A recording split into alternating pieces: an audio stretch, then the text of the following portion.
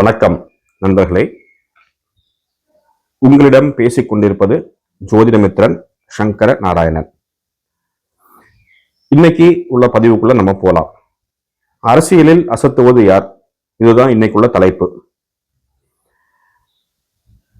பொதுவாகவே ஜாதகம் மூலமா இந்த ஜாதகர் அரசியல்ல ஈடுபடலாமா படக்கூடாதா, இவர் அரசியல் ஈடுபட்டா வெற்றி பெறுவாரா மாட்டாராங்கிறத பத்தி இந்த பதிவுல நம்ம பார்ப்போம்.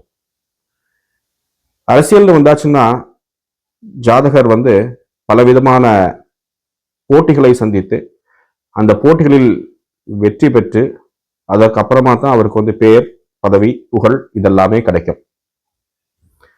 அதே மாதிரி அந்த ஜாதகருக்கு நல்ல உறுதியான மனநிலைப்பாடு தேவை. ஏன்னா ஒரு டைம்ல எல்லாரும் அவரை புகழ்ந்து பேசுவாங்க, இன்னொரு டைம்ல பாத்தீங்கன்னா அவரை இகழ்ந்து பேசுவாங்க. ஸோ இது ரெண்டையும் கடந்து செல்லக்கூடிய மனோபக்குவம் அந்த ஜாதகருக்கு தேவை. மூன்றாவது, செயல்திறன் கொண்ட ஒரு நபராக இருக்க வேண்டும் அந்த ஜாதகர். ஒரு செயல் வந்ததுன்னா அந்த செயலை நம்ம எப்படி திட்டமிட்டு செய்யணும், அதில் எப்படி வெற்றி பெறுறதுங்கிற நுணுக்கங்கள் தெரிஞ்சிருக்கணும். அதே மாதிரி மக்கள் அனைவரையும் சரிசமமா அவர் பாவிச்சு பழகணும். ஏற்றத்தாழ்வு இல்லாம எல்லார்ட்டையும் சமநிலையோடு பழகணும். இதெல்லாம் ஒரு சில குணாதிசயங்கள் ஒரு சிறந்த அரசியல்வாதிக்கு. இப்போ ஜாதக ரீதியா ஒரு ஜாதகர் அரசியலில் ஈடுபடலாமா கூடாதா என்பதற்கு ஒரு சில அடிப்படை கோட்பாடுகளை நம்ம இப்ப பார்ப்போம்.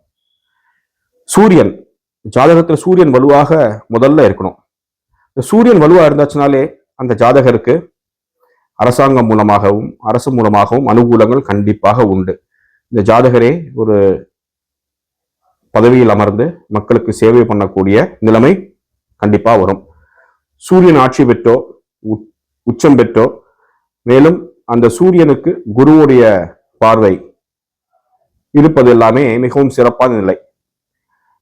அதே மாதிரி சூரியனுக்கு உபஜயஸ்தானங்கள்னு சொல்லக்கூடிய 3, 6, 10, 11 இந்த பாவங்களில் நிற்பதும் சூரியன் நல்ல பலனை வாரி வழங்குவார் ஜாதகருக்கு.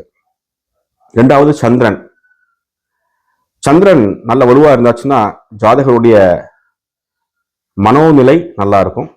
அவருடைய எண்ணங்கள், அந்த எண்ணங்களை எப்படி முடிக்க வேண்டும் இங்கக்கூடிய தன்மைகள் அவருக்கு சிறப்பாக இருக்கும். இந்த சூரியனும் சந்திரனும் ஒரு ஜாதகத்துல ஒரு தொடர்பு பெறணும். அதாவது தொடர்புங்கிறது சூரியனும் சந்திரனும் சமசப்தமமாக நிற்பது, அப்படி இல்லைன்னா சூரியனும் சந்திரனும் தமக்குள் கேந்திர ஸ்தானத்தில் நிற்பது. இது மிகவும் முக்கியமான ஒரு கிரக அமைப்பு. அரசியலில் ஈடுபடக்கூடிய ஜாதகருக்கு இந்த அமைப்பு கண்டிப்பாக தேவை. மூணாவது பாத்தீங்கன்னா செவ்வாய்.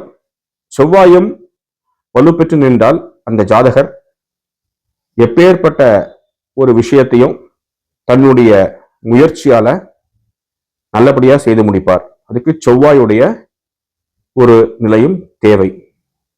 அப்புறம் சனி. சனி என்னாச்சுன்னா அந்த மக்கள் தொடர்பை குறிக்கக்கூடிய கிரகம் சனி. சனி நல்லா இருக்கும் பட்சத்துல அந்த ஜாதகருக்கு மக்களுடைய ஆதரவு கண்டிப்பா இருக்கும். அதே மாதிரி எல்லாரையும் சமமாக பாவிக்கக்கூடிய தன்மை, பக்குவத்தை ஜாதகருக்கு கொடுக்கும்.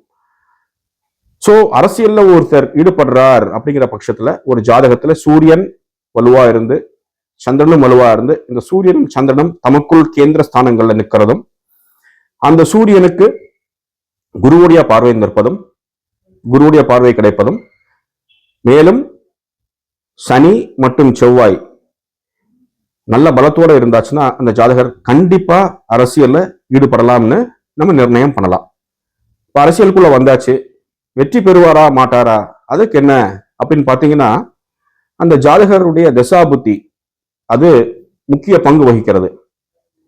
அந்த ஜாதகருடைய யோகாதிபதியோட திசை நடக்கும் காலகட்டத்திலேயோ, யோகாதிபதினா 5ஆம் பாவாதிபதி 9ஆம் பாவாதிபதி தசாபுத்தி நடக்கக்கூடிய காலகட்டத்திலேயோ, அல்லது 3ஆம் பாவாதிபதி 11ஆம் பாவாதிபதி இவரோட தசாபுத்தி நடக்கக்கூடிய காலகட்டத்திலேயோ ஜாதகருக்கு தேர்தலில் வெற்றி பெறக்கூடிய ஒரு நிலையை கொடுக்கும். மேலும் தசாபுத்தி மட்டும் இல்லாம இதுக்கு அடுத்த கட்டமா கோச்சாரம். கோச்சார ரீதியாக கிரகங்கள் இன்னைக்கு என்ன ஸ்திதியில இருக்கு, தேர்தல் நடக்கும்போது என்ன ஸ்திதியில இருக்கு அப்படிங்கிறத பார்த்து குருவுடைய கோச்சார குருவுடைய பார்வை அல்லது பலம் அந்த தசாநாதனுக்கோ புத்திநாதனுக்கோ இருக்கணும். அப்படி இருக்கும் பட்சத்துல தேர்தலில் வெற்றி பெறுவாங்க. உங்களுக்கு இந்த பதிவு பிடிச்சிருந்தா லைக் பண்ணுங்க. என்னை பின்தொடர்ந்து வருவதற்கு இந்த சேனலை சப்ஸ்கிரைப் பண்ணுங்க. மீண்டும் நல்ல ஒரு தலைப்பில் விரைவில் உங்களை சந்திக்கிறேன். நன்றி, வணக்கம்.